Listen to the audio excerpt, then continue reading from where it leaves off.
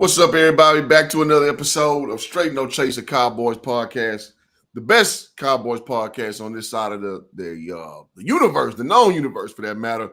With your boy Hoop Jargon, Cliff, the host with the most, D Brown, and my guy JC Comey. Gentlemen, how we feeling? Good. You guys can unmute. There we go. Feeling pretty good, man. See that. First off, man, shout out to the PV Panthers getting a big win last night. Yes, sir. Had to represent. Yes, I always got to show love. I always got to show love to the university that made me possible. So, but yeah, man, it was good. And PV Panthers did better than my LSU Tigers, but that's another conversation. But it is NFL Sunday, and the Packers are in town, man. I did a little driving around. Cheeseheads are everywhere. Oh yeah, they travel. But yes, sir. And I just did a quick little slide through the downtown area and a couple of spots in the burbs, and they are out in full force. So it should be an interesting day today. Absolutely. JC, what you got for me? A great football weekend, boys. Last week, a little bit of a disappointment, obviously, and just kind of dealing with the psychological quagmire that is being a Cowboy fan. There's just so many, there are so many aspects of it, in terms of just the way you watch a game and the way it affects your day and all that stuff, and the way you enjoy the media preparation and hype for the week of a game. Right. So is the anticipation there? Yeah, but, fear of the result.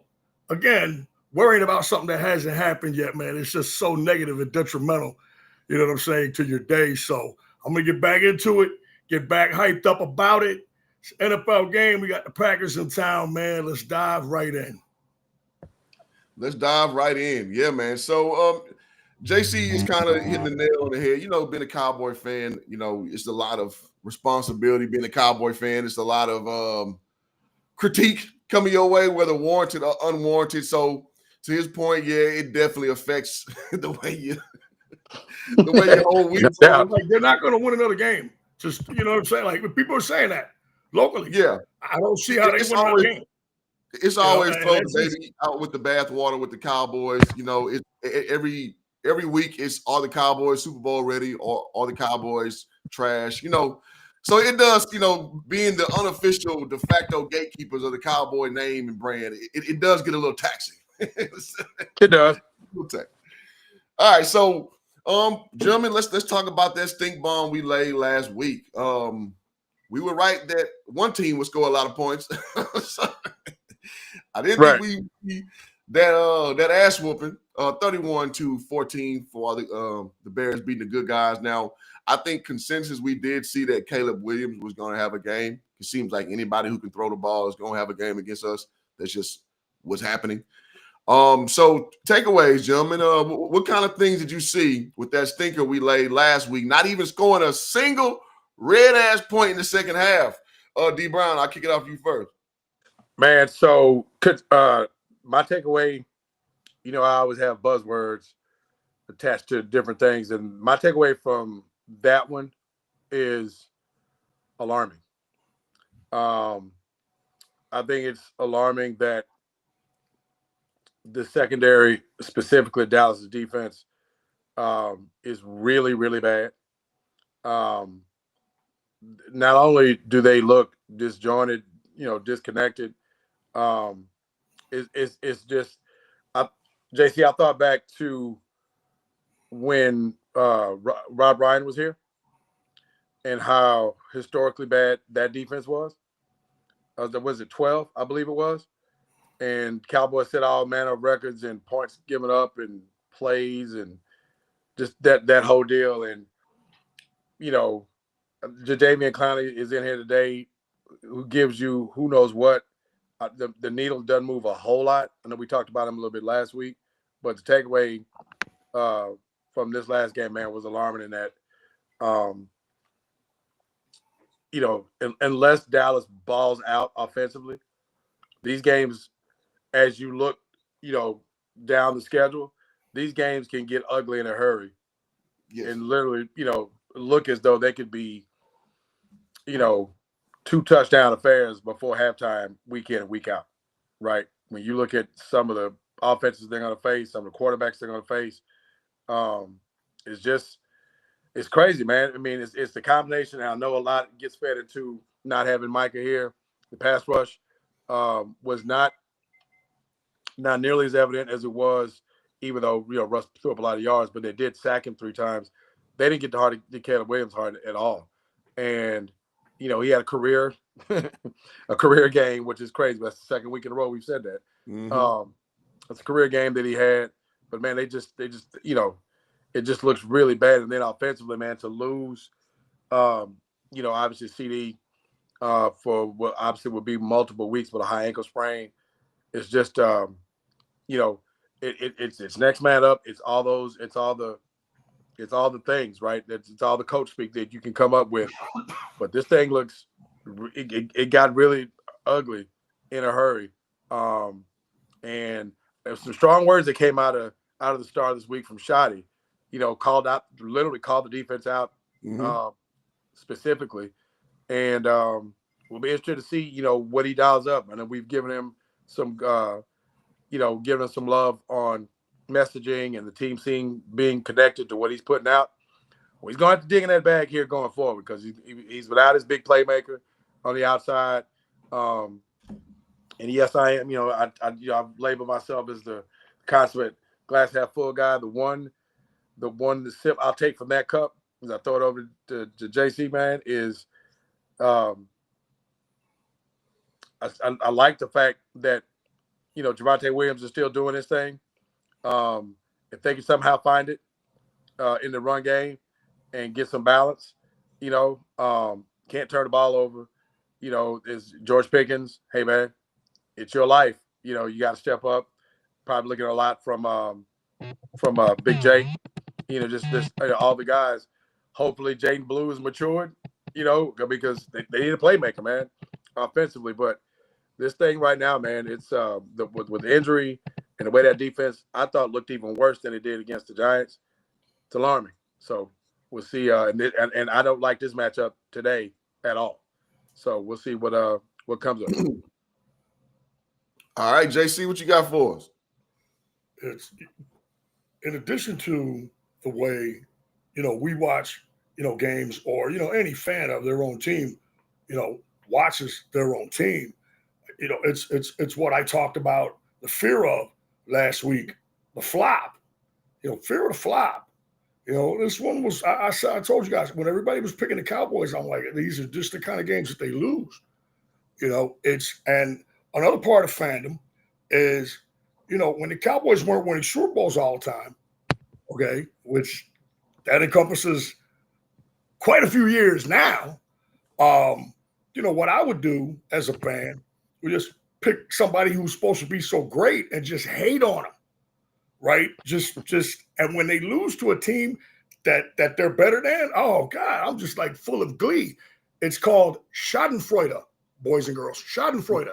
Shameful, it's a German word for shameful pleasure. Yes. Okay. And like whether it's, Notre Dame or whomever, seeing anybody flop, you know what I'm saying? Anybody get beat that's supposed to be all that, and watching and cheering that way because you know that the Cowboys are out of it, right? I'm not saying that now, although you could make the argument, but something that I've noticed, right? Like you would think, and I've seen this a few times, you would think with them working the Cowboys like they were, the Bears fan would be going apeshit. And it'd be loud and crazy. And I swear, I look at their faces in some of these wide shots, and they're like, yay, I think. Are the Cowboys this fucking terrible? Like they literally can't believe it. And then all at once, it's like, wow, this should be great. And we are beating the Cowboys, but these guys are lousy. Where's the real value in the win? It's a psychological way of watching a game. I mean, obviously opening drive, and scripts just get flipped in football. This was like the Texas Ohio State game. Texas comes out, man. They run left a couple times, and they're running over motherfuckers like Rodney Hampton. All right, it's on. Then they start, then they punt. Different game. Cowboys. That man, Houston, comes down, makes great special teams tackle. Boom. They're pushing the Bears backwards, right? Get a punt, get the ball. Javonte Williams comes out and is running hard, right? Then he breaks one, as we all know, takes to the sideline and loses possession. And I've said this so many times. We've talked about this games where you're about to score and they get a turnover and how it just feels so cataclysmic, even if it happens early. Yep. Right. Y'all remember a couple years back against Miami, right? They're at the 1, a 40-ounce fumble, right? And it's like, and they were kind of back and forth that whole game, but you just had a horrible feeling about it. Right. Right. And that thing, I mean, you want to talk about turning sideways quickly. Okay. Yeah.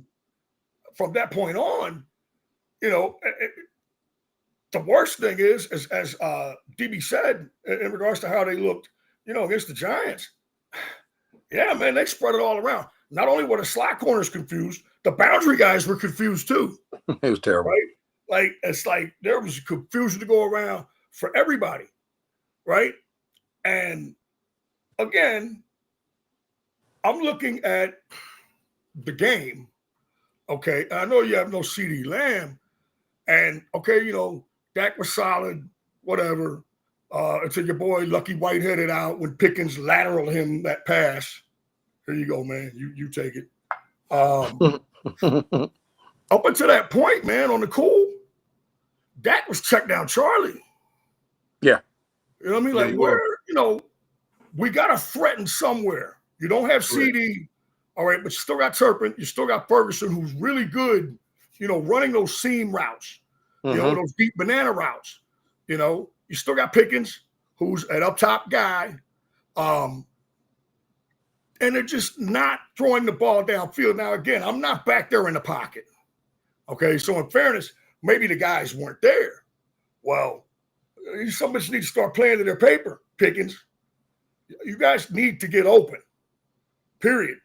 And I respect them protecting the ball, but, man, look, at some point, if you see this pattern, right, check downs, drives floundering out, field goals. Oh, we're coming back. It's 14-3, we're coming back. Field goal. Yep. Come back out, second half, right? And not only did you not get the field goal, you didn't get anything. Nothing. But it seems like after these field goals, the other team gets a touchdown. And obviously it's not every time that you play them out, but it just seems like at the critical times, right? At the critical times, the turnaround touchdown, momentum, and all that stuff that we talk about, But first and foremost, man, as we move forward, and I will land the plane, they've got to generate pass rush. And like Buddy Ryan used to say, well, if you send it 4, they ain't getting there, send 5. You send it 5 and they ain't getting there, send 6. And on and on. As a player, you need to do something. Because after tomorrow, there is no tomorrow. At some point, man, we got to change the mix-up. Hopefully, Clowney will come in and help. Bland's supposed to be playing today. I believe that will help. Still a tough matchup for the boys, but again, they need some pass rush. You got to generate it somehow. Yep. If you ain't getting it with you guys, you got to blitz. Sorry. Hey, man, just well recapped, man. And forgive me, I'm a little under the weather, y'all, this week. So pardon me there. But this goes back to what we kind of been lamenting to, like what version of the Cowboys are we actually viewing? Are we viewing guys that can actually control ball games? And this is kind of, a big proverbial side, because we saw week 1 against the Eagles. We were seeing some shit that we ain't never seen. We coming out, drive 1, bam, touchdown against the defending championships. Drive 2, bam, touchdown. This is something we're not used to seeing. We're used to seeing more of what we saw last week, which was, I call these all the time field goals. I call those Cowboy touchdowns, right? So we're reverting back to those Cowboy touchdowns that gets us playing from a deficit. And to JC's point, if we're playing from a deficit and Dak's afraid to go upfield for whatever reason, then now we're looking like the same old Cowboys that's kind of trying to chip out games late. The same old Cowboys is putting up these lackluster outings, i.e. a team that nobody's afraid of, for serious playoff contention. And that's something that we need to figure out now. We can put it on defense. They put up 14 in the first quarter. They set the tone. And it seems like everybody sees what we see from the couch is that you go deep, they can't figure it out. They can't figure it out, man. You get a quarterback with an arm, you can have your way with the Cowboys. And we've seen that 3 out of 4 weeks. The only guy who didn't ball out in that regard was Jalen Hurts, but Jalen Hurts uses feet and killed us. Yep. So it's like pretty much it's the quarterback show. You play against us, your quarterback is going to have his goddamn way. And we need to figure that out. And I'm glad Shotty called out Eberflus because, listen, man, you're the new DC. And every week, that. Pointing in a new way, huh? I love that. Yeah. That he called. I was like, hey, man, this ain't cutting it. I love that. Yeah. That's something we talked about week 1 is that he spoke about accountability. So I'm glad to see it actually in practice instead of you just kind of hemming and hawing, kicking the can up the road. And before you know it, we're 5 and 7 and shit, talking about some big trade around the corner, some goofy shit like that, man. Like, no, let's start nipping this shit in the bud now because we talk about this all the time. This is only season 1 of 4 seasons. Right now we are 1 and 3? 1 and 3? 1 and 2. 1 and 2. Not horrible. Now listen, man. At the end of the day, now I know the Browns have a very, probably the best defense in the NFL. They beat Green Bay last week, so there's something to glean from that. We have one of the worst, so I know it's kind of blind faith. But my point is, this team can be beaten. The Browns are not a good overall football team, so I do want to kind of dive into some of the things that we can bring to the table to maybe give them a game. Mm-hmm. But I'm with y'all, man. The sentiment is pretty fluid. That we laid an egg last week. We look like more of the same. What we do again, putting up those Cowboy touchdowns, scoring when it doesn't matter. And then when it's time for us to, impose our will, we just can't do it. Dak won't not check down to the tight end play after play after play. Man, listen, that vanilla offense is not going to get it done, man. And like you said, I know CD's out, but George Pickens ain't nothing to sneeze at. Lucky Whitehead. Your boy Kevon Turpin, he's nothing to sneeze at. Like, well, where are all of this, the play calling and schemes that we kind of saw week 1 and 2? Well, why aren't you dialing these things up to get, to get them active, to get them going, man? That's a weapon back there, man. So I did want to land the plane on that as we go forward. And also moving forward, guys. Now, we're going to bring back something we've been doing every year except this season, and that is the much coveted Lucky Whitehead Award. Zen, if you can go ahead and cue that up, man. So if you guys don't know, Lucky Whitehead, okay, hold on, he got a presentation.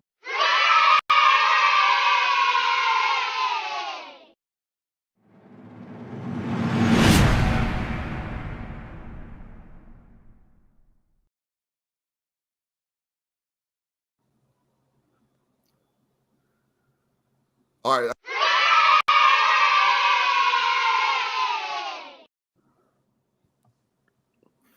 Did I mess up the?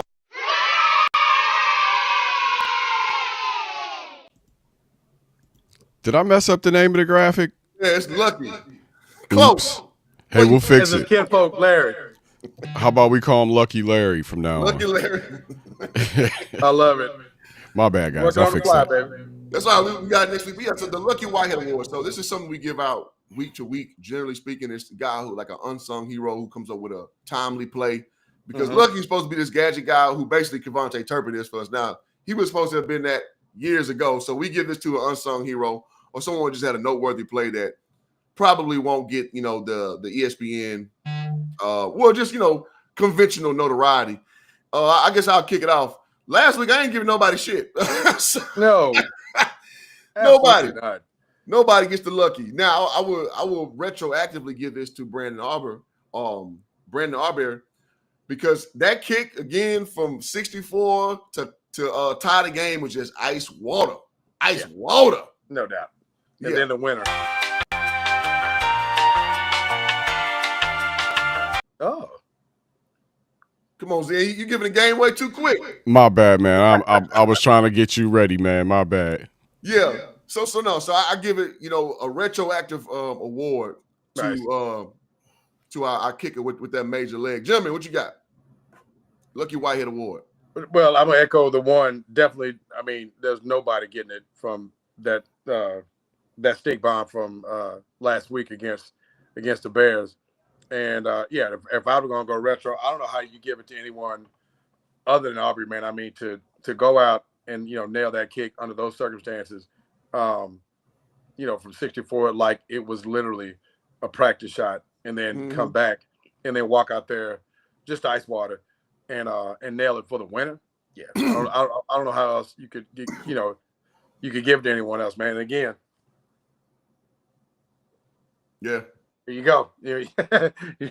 When you see that, it's on and popping. So yeah, shout out to the most consistent, positively consistent thing is going with the Cowboys right now. I'll probably go with I would go to Brandon Aubrey, Dak, and then everybody else is kind of a hodgepodge. I would throw Javonte Williams in there because Javonte Williams definitely there. Because I did see a very weird stat, very weird positive stat that the Cowboys in this very young season are leading the league in yards after contact. Thank you, Javonte Williams. By a significant margin. But I mean, like I think I touched on last week, man, he's been tough. And if I would have a runner up for that award for that in that Giants affair, it would have been him for the lucky. Just if nothing else, for that huge run that looked like the give up play that he just didn't give up and ripped off. I don't know, 30, 35, 40 yards there in overtime. To help, set up some momentum there. So, we'll go with Aubrey for sure with at least a honorable mention to my man Javonte Williams, whom I'm becoming a bigger and bigger fan of each week.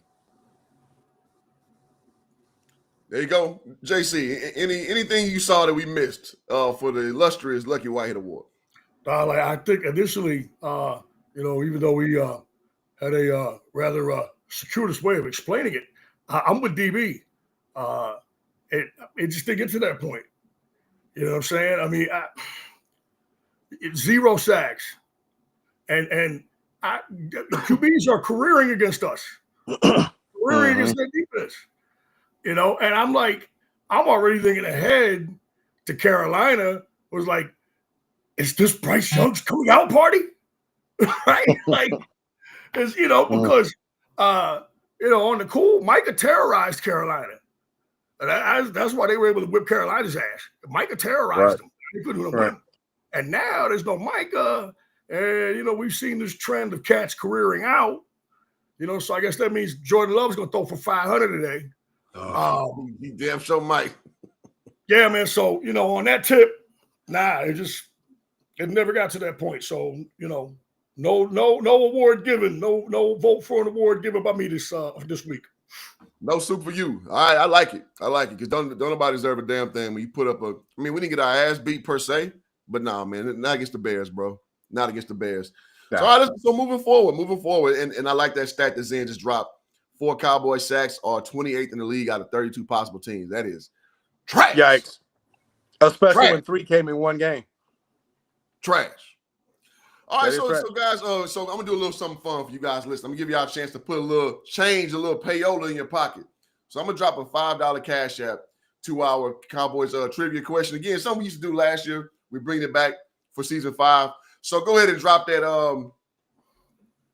graphic real quick. It's what name the players in the illustrious 88 club. Zen, drop that graphic. You got 30 seconds. First one who drops it in the chat, I'll get your information and I'll bless you with that good old 5-piece for tuning the channel.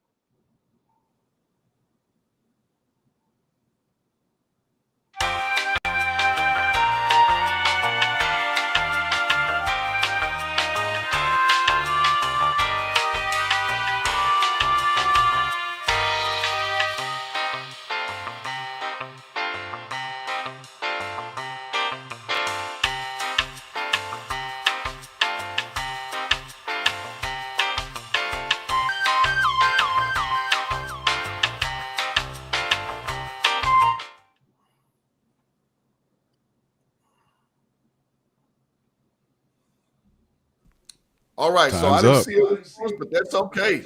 Now, for those who don't know, the 5 members are going to be your boy Drew Pearson, going to be Michael Irvin, Antonio Bryan, Dez Bryant, and CeeDee Lamb are the 5 to grace the great 88 receiver designation. A lot of people forget about Antonio Bryan. Antonio Bryan was a baby Dez Bryant before Dez Bryant. People forget about Antonio. He had a strong 2 years, bro. Jackie Harris. Huh? Don't forget about Jackie Harris. Jackie Harris. Damn, I'm over here messing up. Damn. Jackie Harris. Sorry. The original 88 was a guy named white guy named Sellers for the Cowboys. He's the first. The first 88 was a white guy named Sellers. Caught he caught one of the touchdown passes when Roger brought the Cowboys back against the 49ers. This would have been it would have been either 70 or 73. I think it was 73 actually, because they didn't win in that year. They didn't win the Super Bowl, so I think it was 73. And it's a white guy named I want to say Ron Sellers, the first number 88, and of course the often overlooked Jackie Harris and Bryant, of course. Well, if you gave us 5 out of the 7 total, it'd have been fine. But yeah, appreciate JC for that touch up on that one. I'm old. Much appreciated. Yes, sir. Okie dokie. All right. So again, guys, every week we're gonna have a Cowboys trivia question. So it's a chance to put a little change in your pocket, a little something, get you a nice little cup of coffee. And as the weeks progress, i.e., the Cowboys start winning, I may feel a little more generous. So I might up the ante a little bit from week to week. All right. So moving forward. All right. So we talked about, that embarrassing funk against the Bears. We talked about nobody really stepping up to make an impactful play. And we know who we got coming to Jerry World today. So, gentlemen, let's talk about, our defense. Like, what can we do to neutralize, to stop? Will Jadeveon Clowney have any effect? Just some of your insights about, from what you've seen this season, what can our defense do to stymie, to control, to whatever with this Green Bay offense that's coming to town? I'll jump in here real quick. I can't guarantee how quick. Go for it. Again, it was like just to kind of, and I just say that just to kind of pick up on what I was talking about in terms of applying pressure. All right, you're playing a damn zone back there. All right, you're going to have to get pressure. You're gonna have to bring some guys, man. Okay, at least 5. It's gonna need to be a steady diet of that. Of bringing at least 5 guys, because 4 are not getting there. You have 0 sacks, and pressures are just as important as sacks. Correct. It's very interesting that you notice that for the Cowboys had this incredible run with Diggs and Bland, and obviously Parsons was there, of creating turnovers. Mm-hmm. I believe they led the league in turnovers 2 years in a row, if I'm not mistaken. That's correct. That is done through pressures. They got plenty of sacks too. But last year, they had 50-something sacks, but they didn't have the turnovers. All right, so sacks are a great stat, a little misleading, but pressures, consistent pressures, that's what you need. And you saw what Cleveland did to them. It's just like Malik Collins, he's still in the league. Man, right. He's still in the league. He's getting a couple of sacks in a game. Right? Like they're tripling Garrett, right? Literally, they got dudes stacked up on Garrett, right? So other guys are coming off. And Garrett's actually still managing to get pressure. Now the Packers are down 2 tackles. Okay. We also know they lost their burner receiver earlier in the year, a little dude that just was lighting cats up, number 11, I believe.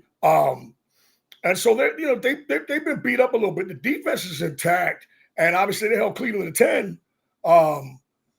Which, hey, it's an NFL team. It is Cleveland. You know the deal. But their defense is seemingly very healthy.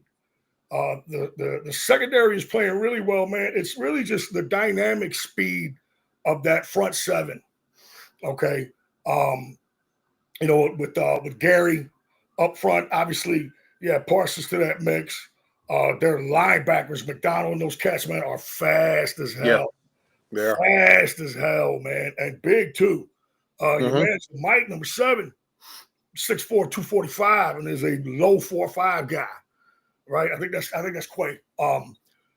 It's just they've been there for a few years, but they're all young. And Gary was a linebacker, and when they were playing the 4-3, and then last year they made the move to the 3-4, and the guy went on to perform at a Pro Bowl level as an interior lineman, as a down lineman. Playing 3 technique and 5 technique. With his hand on the ground. And again, as I said, that fits perfectly with their linebackers and with Micah. It's just a super, super fast defense. They're not seeing any ill effects of letting Jair Alexander go, who a couple years ago you would have said is, best corner in the league. So they've done a great job at retooling. Again, these cats, they draft super well. Okay. It's very Philadelphia-esque. They get your man from the Raiders, the big running back, the perfect signing. Yeah. Perfect signing. Jacobs. Oh, yeah. Yeah, Aaron Jones turns 29. They're like, well, nice job, man. You can just go. We're going to sign this 25-year-old cat. Yep. Right? And he's a hammer. And we all know that they have tremendous tight end play. And LaFleur is an excellent football coach. The graphic that was shown that shows the Cowboys outscoring them, I think we all obviously know that is somewhat misleading. Okay. The Packers haven't really lit people up this year. Now, they've had a fairly rugged schedule coming in against some pretty good teams. I mean, they worked Detroit, but hey, man, Detroit's pretty damn good. Yes, they are. They just ran into Cleveland and their defense. Don't forget about Desmond Ward. He's one of the best corners in the NFL, man, and has been for a while. He's in his prime. It's Denzel, not Denzel. It's Denzel. Yeah, Denzel Ward. Excellent corner. They have an excellent defense. Cleveland does. And looking at this game, I just think ultimately, you're going to need a big special teams play, and you're going to need a turnover. And I'm talking about turnovers and special teams play that either score you touchdowns or lead to touchdowns. None of this field goal crap. Okay? None of this field goal crap. Not against these guys. Overall, before I throw it back to distinguished members of the panel, this has got a feel of, they were not competitive against these guys, a couple years ago with CD, when they had him, blah, blah, blah. Different team, different time. I think my instincts tell me that Dallas will play a little better than people think, because right now we can't play a lick, not going to win another game, that type of shit. And I think Green Bay, stinging off a loss, will play better than they did in the loss. But something tells me that they won't play as great as everybody thinks. We'll get to predictions and scores later. But it could be closer than people think. We'll just have to see. All right. I like that. D. Brown, what you got? Following up with what JC just laid out, he made a couple of points that I want to touch on or just make reference to. One of which, man, you mentioned the GM and a great job that Green Bay has done of retooling, right? And there's certainly that move. It's the old Redskins safety, I think, that runs it. Right. Mark Murphy. Murphy, correct. Well, okay, check this out. Real quick fun fact. Mark Murphy led the league in interceptions one year, man, in the 80s with 9, right? Wow. Somebody's couldn't even get a contract the next year. That's how crazy things can be. That's how crazy the NFL is. Yeah, man. Well, he's doing a hell of a job in Green Bay, and that kind of speaks to what we're seeing and what we lament, in our commentary about the Cowboys following with the way that we do, is we often talk about, as we're doing right now, the matchups. This one we have particular reservation about because, if you match, what Green Bay is going to bring to the table, particularly offensively, really on both sides of the ball, this looks like a pretty favorable Green Bay matchup. But you touched on a point before I actually get into some of the personnel about it's kind of, to me, is like an overarching point. This kind of feeds into why we probably keep the Tums and the Pepto Bismol and the Rolaids nearby when following this team like we do, is because it's an extension of what looks like the weekly mismatch of front offices, right? That what we see played out on the field.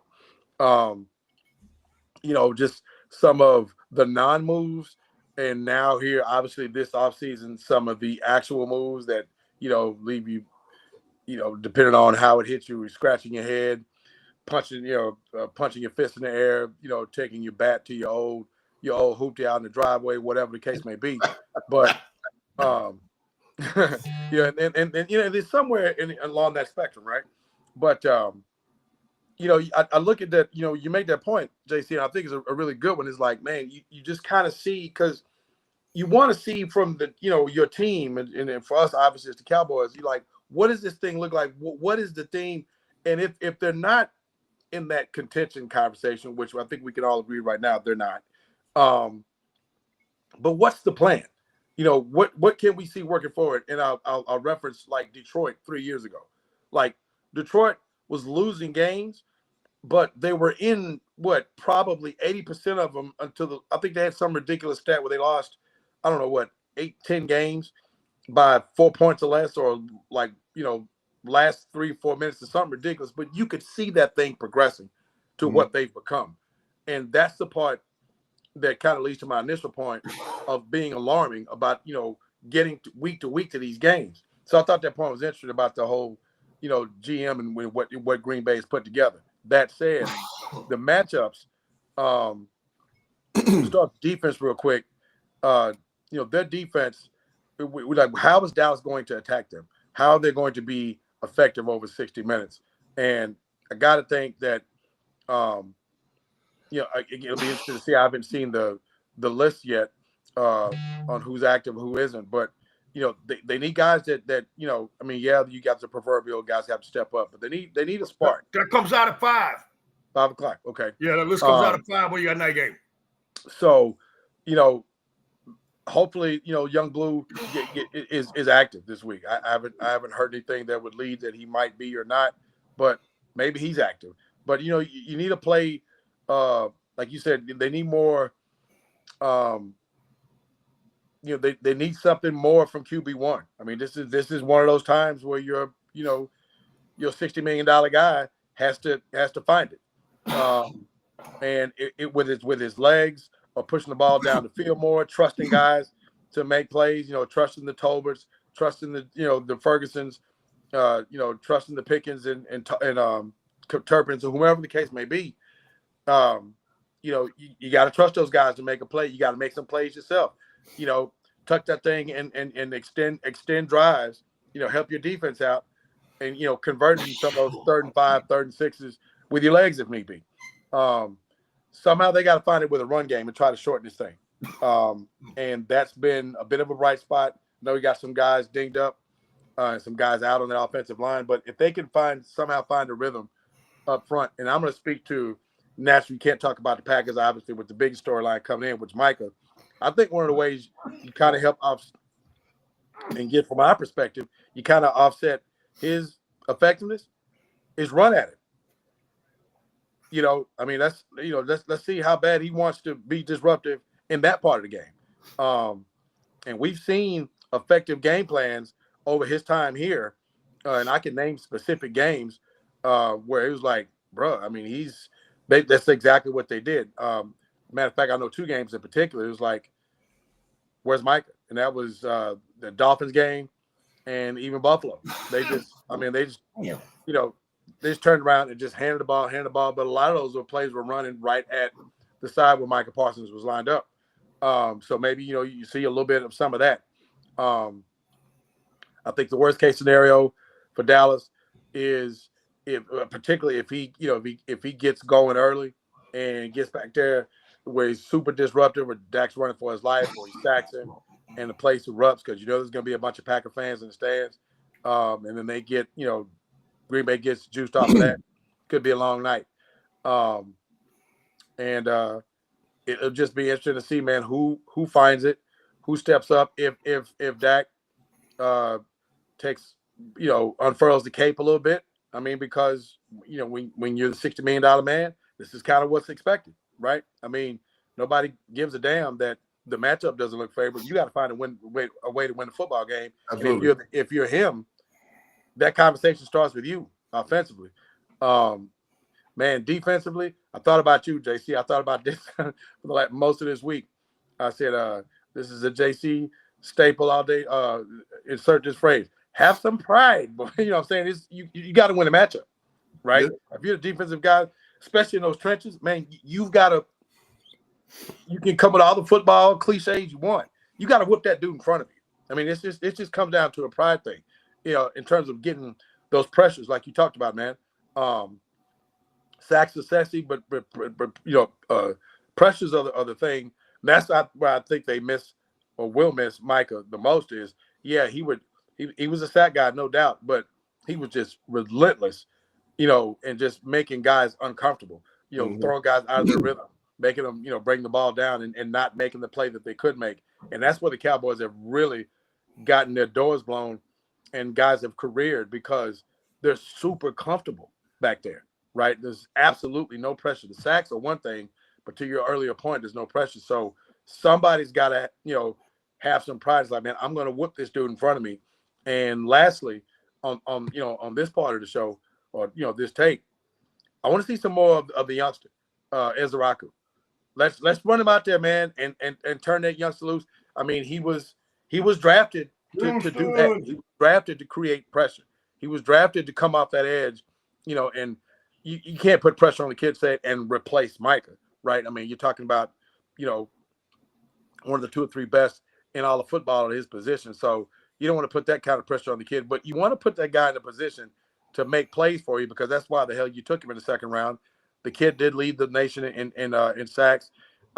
You've seen glimpses when he gets the snaps that he's able to get after a guy. You even saw it a little bit in the Bears game. He got a play upfield and forced Williams to, throw one out of bounds, run him out to the right side, man. Run him out there. Turn the kid loose and see if we can make something happen, man. But this is not a stand-pat deal because I think if you stand pat and if Jordan Love is comfortable with the way they work their tight ends in the seams, this could be the ugliest game of the season so far. Because now you've got Jacobs going off, you're working off play action, tight ends, which they work big time, are going up the seams, and he's back there with no pressure, just patting the ball. It's like, okay, let's go that scene. Let's go that scene.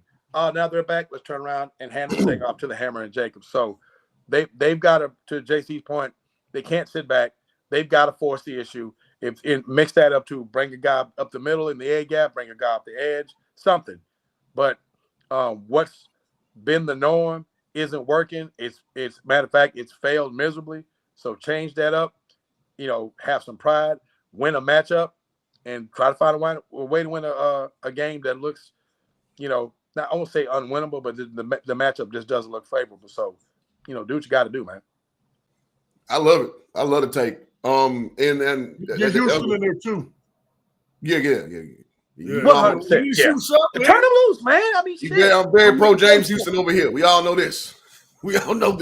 Find that guy that gives you that spark, man. Find that guy that will give you that juice. I know Clowney was brought here to do that. He's a seasoned vet. He's got that pedigree. But I mean, Houston is a great reference. Houston, Ezraku, whoever, man. Find that kid. If it's that youngster, run him out there, man, and see if that's the guy that provides the spark. Let them career. Let them go find themselves today. Absolutely. Yeah, Sam Williams too. If you could play, man, now would be the time to go ahead and show us. Right on. There you go. And listen, man, and D Brown kind of crystallized my point I was going to make very, very ardently. He mentioned how the Green Bay Packers don't run a sexy style of offense per se.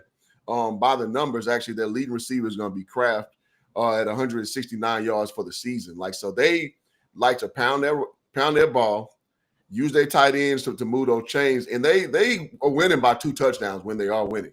2 scores for that matter. So they can. So the point I'm making is they can control a ball game. And last time I checked, when you got 2 dubs against the Lions in the commodes, as JC would say, those are 2 damn good wins before you had that clunker against the Browns. So we're talking about a team that can punch you in the mouth and punch you in the mouth really good if you can't get to that quarterback, because they're gonna utilize that run game and they're gonna hit those tight ends on those seams. And then once you're weak like that, they're gonna go over the top.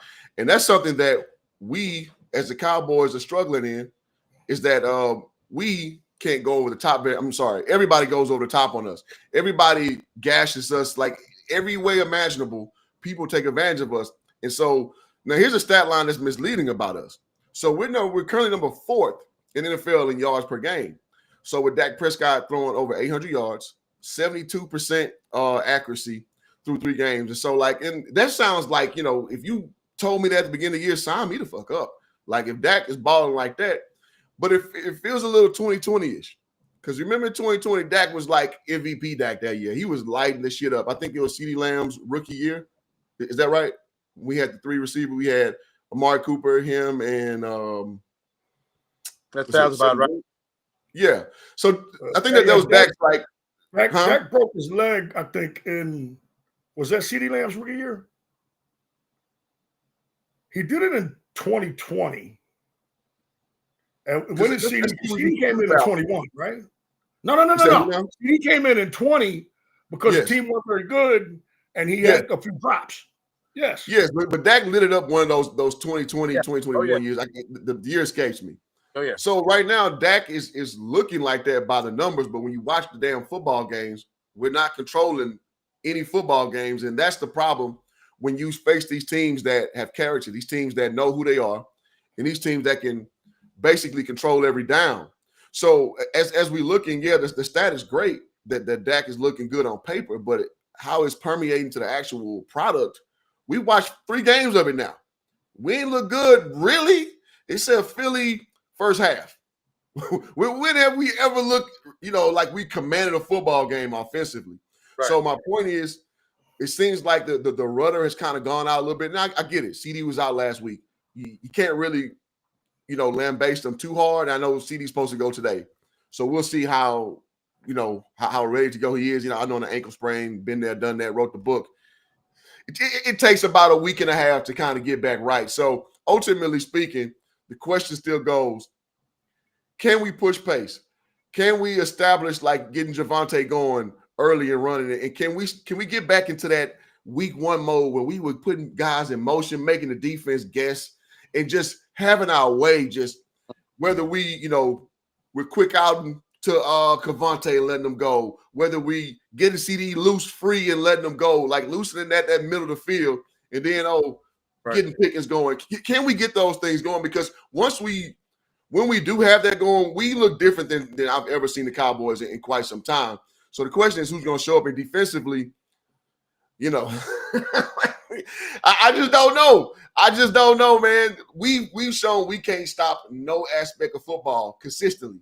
So I don't know, man. I'm looking at a situation where can we just, like you said, can we roll our shit up and have some goddamn pride and figure the shit out? Right. Rely on tape that you've been watching all week, right? Stick to your assignments, even loose. Make a freaking cogent game strategy, and let's just see what we got out there, man. No doubt.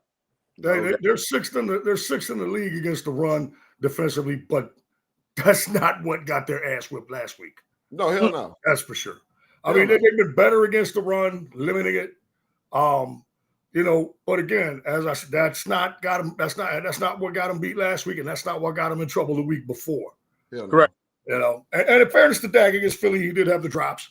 But yeah, it's no excuses. We need you to step up and be the man.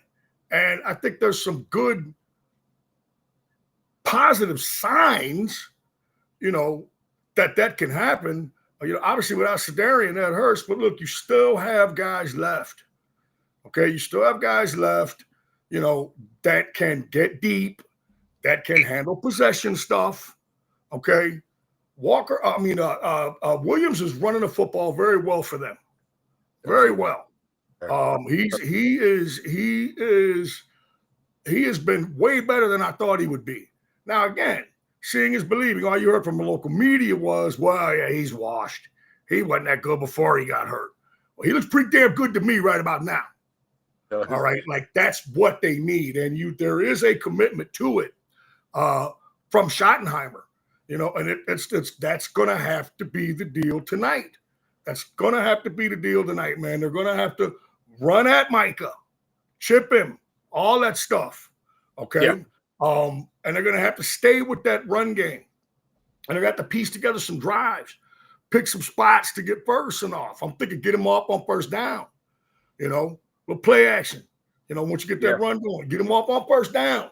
Get Pickens up on some short stuff, some crossing stuff. See if you can bust Turpin loose. On the good old slot corner route. You have to try some stuff. It doesn't have to be gadgety either. They cannot not have stretch plays or deep ball plays. Before I go back to UDB, they cannot have any deep ball plays just because they don't have CeeDee Lamb. Right. Come on, man. Like these cats can threaten. All right. Turpin can get deep, not on a regular basis because he's not a big guy, but Pickens has downfield ability. Ferguson's a tight end with a little bit of juice. Yeah. Okay. I mean, we've seen Spoonmaker, make exactly what I was talking 25, 30-yard pass. Right. It's going to be scheme on both sides, boys. Yeah. It's going to be scheme on both sides. I know you can't overhaul your scheme defensively, but you got to do something different, man. It's going to be scheme. If they have a chance to win the game. You led right into my question for both of you, JC. It was like the perfect segue. So, in thinking about the attack, right? We mentioned how it looks pretty daunting that, the way Green Bay sets up and the way they work their tight ends in the middle of the field. I think Dallas can do a lot of the same thing in that you want to get the ball out of Dak's hand. You don't want to send him, in a 5-7 step drop and he's patting the ball a couple of times because, quite honestly, I don't really want to put that much pressure on that young line, right? Mm-hmm. But and you don't want to, just continuously just wow them to death with passes in the flat. But I think you may have some action with some double tight today, with like a Schoonmaker and 21. Jake. There you go. Some good That's old Big Rich used to say, get that 21 going. 21 going. Exactly. So do you think that Shotty, because Shotty's, calling the ball here. You think we may see some of that tonight in terms of, because Schoonmaker has been a surprisingly, solid playmaker when asked, when called upon. Jake's kind of been that guy. Jake's, I think, a little more of a threat after the catch. He may show some ability to break tackles, get downfield, some good old, classic yards after the catch. But Schoonmaker's been solid when he's been asked to make a play through the air. And I think it would be kind of behoove Dallas, like you said, to shake things up, given that they've lost CeeDee, man. So we've got to, we don't have that weapon, but let's use a little bit more of what we got and get creative that way. And, I think that's a really good compliment to using those tight ends in the middle of the field. And along with pounding it with Javonte, and that's the question I had for you guys. Do you think it, 21 keeps two guys on Micah on the outside at all times. If he's on the outside, you got 21 personnel. There's two guys on his ass. Right. You can run at him or you can throw, obviously. And I think that's something to look for now. There's also the thought that Michael will, with the absence of Booker and the absence of Beebe, that he will, flip to the middle. Okay, well, good. You know where he is. It's easier for a back to pick his ass up that way, and now you can do shit on the perimeter. Right. All right. You can do things on the perimeter now. All right. Now you can roll out a little bit, and there's more time to pick that quote unquote trash up, with the back on the backside. 21, the two tights, that's going to get two bodies on him, or at least one every single play if he's super, super wide. Right. And if he is, then that means he's giving the inside release to the tight end. And it's just the old term pop pass. Right. There's things you can do. Micah is a great player. He's a generational talent. No question about it. I will say that anytime you're in a class with Reggie White in terms of what you've done your first 4 years, man, you're pretty much on your fucking way. All right, I will give him that love. It's still, his chapter still has to be written, and I am sad about the Micah trade because I loved it when he played here at AT&T in DFW and was with Penn State, and he's immediately said, I want to come back here and play for the Cowboys. No doubt. I want to play for the Cowboys. I want to play in Dallas. And they showed him, you saw the draft night stuff. He's got the blue suit on. He says, it's got to be Dallas. It's got to be Dallas. And so you do develop a little bit of a relationship with players and so forth, especially ones that perform for you. But again, I think we've also seen that there's ways he can be negated. There's ways he can be negated. And I think D. Brown's right on with the 21, the two tights. Come on, man. I keep hearing about how, Spanford, Stevens, and all these other guys, are pushing, Ferguson and Schoonmaker, and about how you can use 40 ounce at tight end. Dude, okay, fine. So you ain't got no excuse to not run some too tight, especially with Micah out there and you having O-line issues. We need to see some too tight. Coach Schottenheimer. Guess who else has an expectation picking up the big check? That would be Schottenheimer. So, hey, bro, it's time. You know what I'm saying? There's some accountability there too. It's like, all right, man, because this is a figured out, how to get it done, league. And that's how come Blue ain't playing. That's how come Blue can't get no burn. Right. That's supposed to be about accountability. He's healthy. He's been a DNP coach's decision. Yeah. So what you're talking about is dead on. We just, we're impatient, man. We want to see this shit translate to success on the field. Well, yeah, I think D. Brown, that's a great point. That amongst all this, for a guy who's an unproven head coach, we don't have a lot of smoke for Schottenheimer. We kind of parsed down all the things we diagnosed. We ain't really got on his ass at all. No, hey, man. Look, and everybody can get it. This is the show where everybody can get it. So, everybody is. Hey, look. So your ass can be on the gun line. Absolutely. So to your point, Cliff, I think that grace period, that's over with. That's over with. Hey, man, figure this shit out. That's where we're at, man. Or you can get some more of this. I mean, because but when you sit in the head coach's chair, and the three of us collectively have we are junkies. I think I'm fair in saying that. And any kids, been a managerial situation, basketball, football, what have you. The guy that sits in the big chair. These are the situations where you earn the check. These are the situations where you show your medal. I think it's worked. Obviously, for our guy in Pittsburgh. I mean, he somehow he loses players. Situations look crazy, blah, blah, blah. But guess what? He figures the shit out. They keep winning year in and year out. Some bitches keep making the playoffs. Now, that's another conversation what they do. But they're in the conversation. He figures shit out. It's like you look up now and it's like, damn, Pittsburgh's 3-1. I mean, you look at guys like my man out here with the Rams. He loses guys. He plugs them in, McVay, and he figures the shit out. But hey, man, so Shotty, you waited your moment to be in the big chair. You've been in and around football, son of a legendary coach, well respected around the league by all accounts. But guess what? The spotlight is really bright now. This is why you have the chair. This is why you shared the same chair as a Mike McCarthy, as a Jason Garrett, and all these guys. You're in that chair now. So now when you get in that chair, expectation comes with it. Figure this shit out. Figure out how to beat these guys, and let's go with it. It's a term we used to say in the hood that is going to crystallize your point all the way. Like, yeah, man, you're doing a great job, but fuck all the dumb shit. Let's go ahead and get it. Hey, that's it, bro. That's it. Fuck it's all time. Dumb shit, man. That is it, bro. That's it. That is it in a nutshell. Fuck all the dumb shit. Figure that shit out. Head coach. Hey, at Blue, all right, it's not like, it's not like he's Mozzie Smith sitting in year 3 of a, multi-million-dollar deal, chilling. Right. Hey, Blue, at that 5th round signing bonus, all right, look, man, a couple of summers in Addison and you'll burn right through that motherfucker. Mm-hmm. Okay?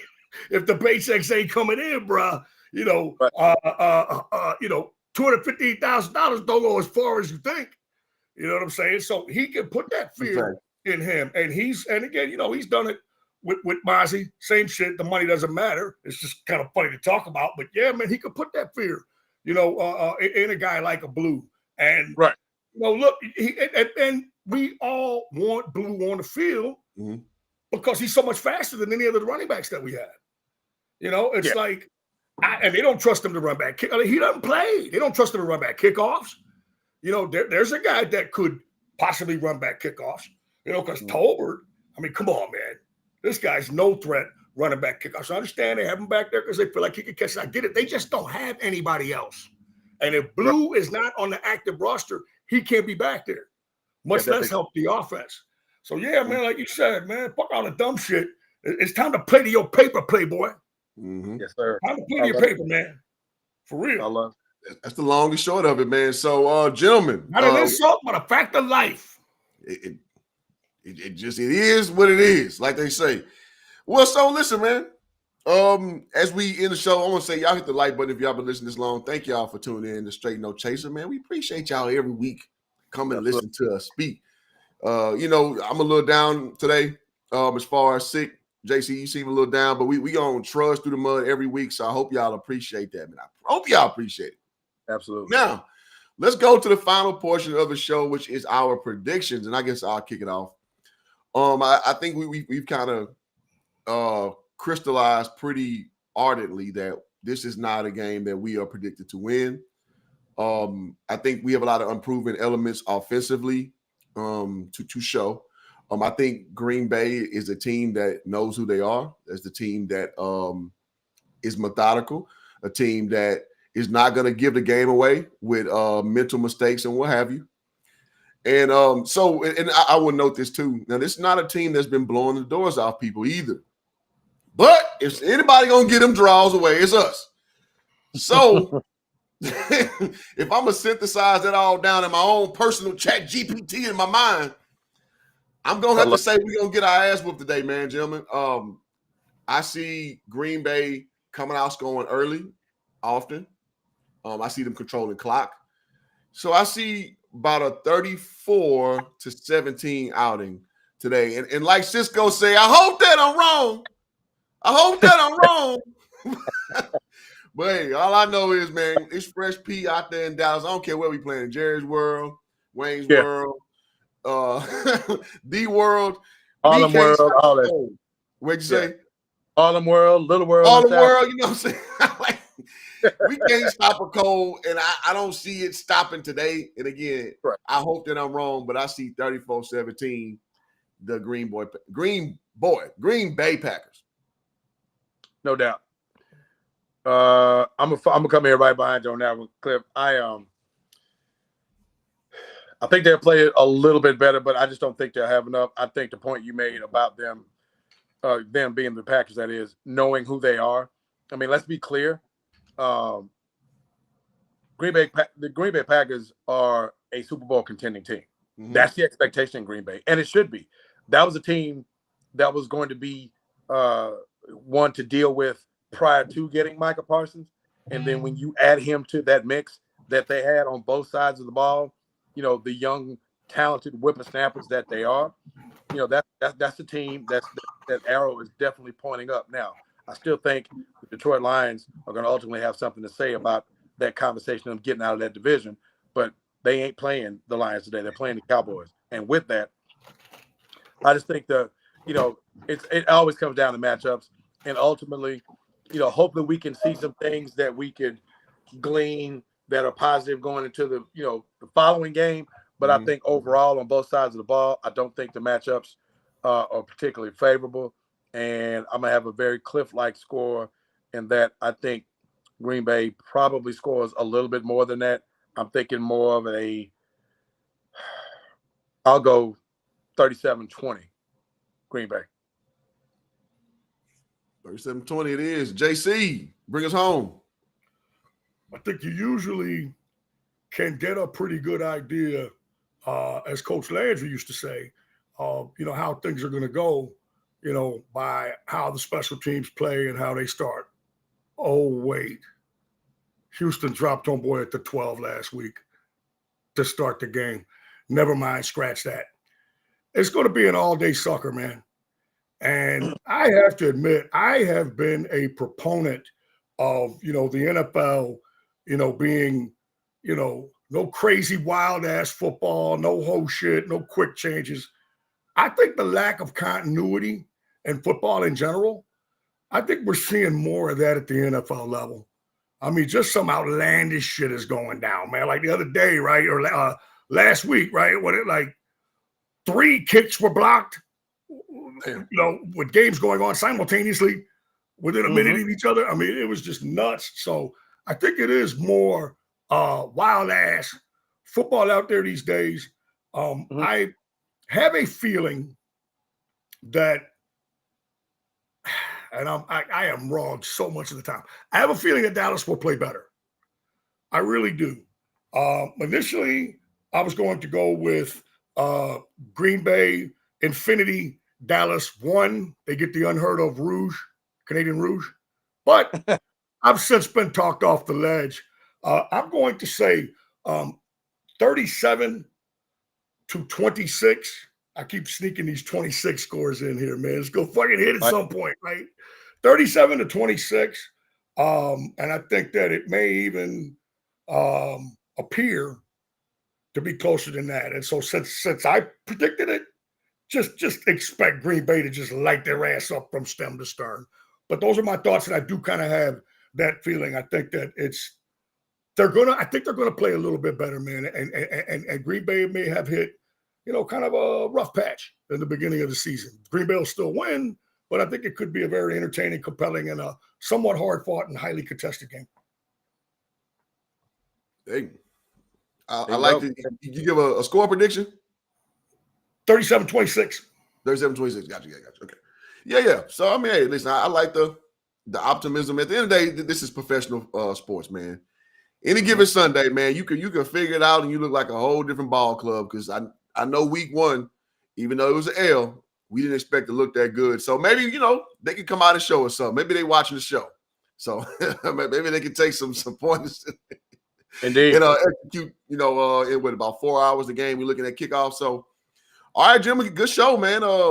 Guys, again, if you have not subscribed to the channel, please do that right now. Hit the like button if you're not done so right now. We'll come back next week. We'll talk about some of the wins and the L's from our predictions.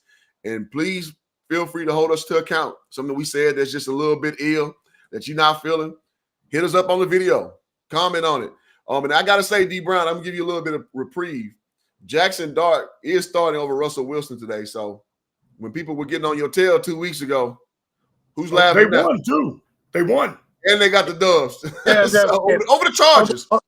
On any given Sunday deal, just went final. I'm looking at it right here. The Giants knock off the Chargers, 21-18, and damn, hey man, but I love it though. Like I said, I got a smoke addiction, so anybody that's got it, I'm here for it. San Diego was playing pretty good too. Yeah, I'm saying the Chargers, LA, they've been playing pretty good. They've been playing. They ain't lost a game today. That's a good win. That's a good win for the Giants. It's their first win of the year, actually. The Falcons knock off the Commanders. All right. So it is an any given Sunday thing, but yeah, I mean, like Cliff said, man, y'all tap in, y'all subscribe, y'all like, y'all talk about it. Tell your homeboys, hey man, you got these cats on there talking this Cowboys football, man, and sometimes they throw some wild ass cakes. Let's get on their ass. We welcome all of that. Come with it, please. Engage. Come get the real. Bring your ass.